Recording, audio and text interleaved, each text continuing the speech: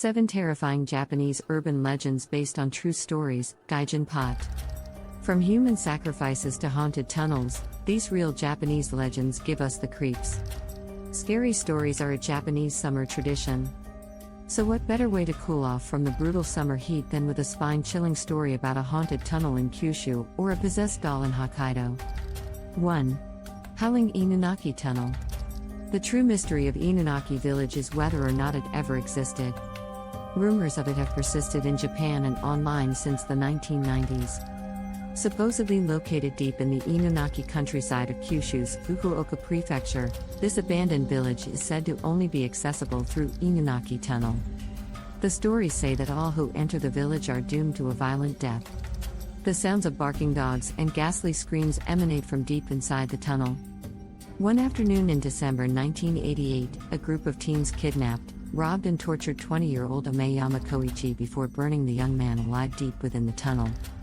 2. The doll that grows human hair. This story goes that in 1918, in Hokkaido, Ikuchi Suzuki purchased for his young sister, Kikuko, a traditional Japanese okappa bob-cut hairstyle, doll. Sadly, Kikuko died from a cold, and the family kept the doll in a shrine to their daughter and named it Okiku. However, the family noticed something odd about the doll over time: its hair was getting longer.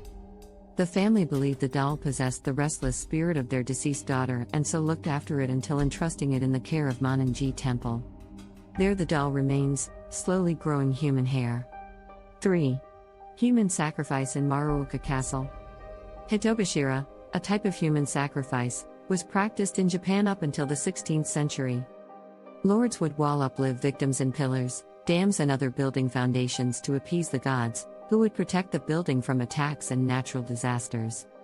A one-eyed peasant woman with children named Ashizu was chosen for the sacrifice. The poor mother only asked that her sons be made samurai after the ritual. The lords agreed and Ashizu was buried under the central pillar of the castle keep. Unfortunately, the castle lords did not keep their promise, and her sons were never made samurai. The rain which falls when the season of cutting algae comes is the rain reminiscent of the tears of the poor Ashizu's sorrow. 4. The Red Room Curse. This modern urban legend started from a death-themed flash animation titled The Red Room.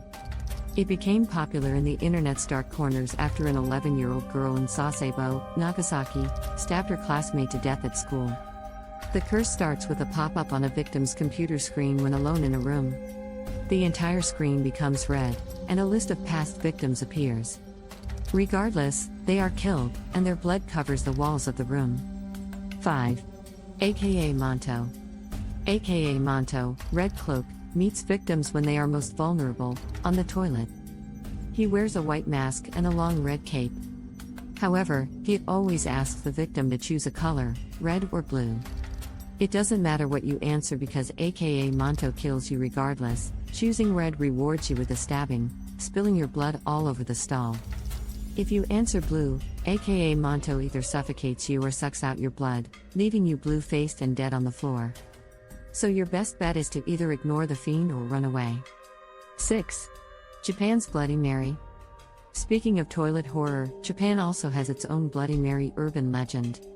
If the brave, or stupid, enter a restroom on the 3rd floor, knock on the 3rd stall 3 times and ask, "Hanako, soko ni imasu ka? Hanako, are you there?" You may get a reply. The door will slowly creak open to reveal little Hanako in a red skirt. Then she grabs her victim and drags them into the toilet, never to be seen again. 7. The Cursed Poem. Written in 1919 after Saijo lost his family during World War I, the verse tells the story of a child who descends into hell and includes frightening and disturbing imagery. Elder sister vomited blood, younger sister vomited fire, and the cute Tamino vomited glass beads. Tamino fell into hell alone. Although Saijo left interpretation to the reader, it's believed to be about a child who murdered their parents. There, Inuiko wrote, "If you by chance happen to read this poem out loud, you will suffer from a terrible fate which you cannot escape."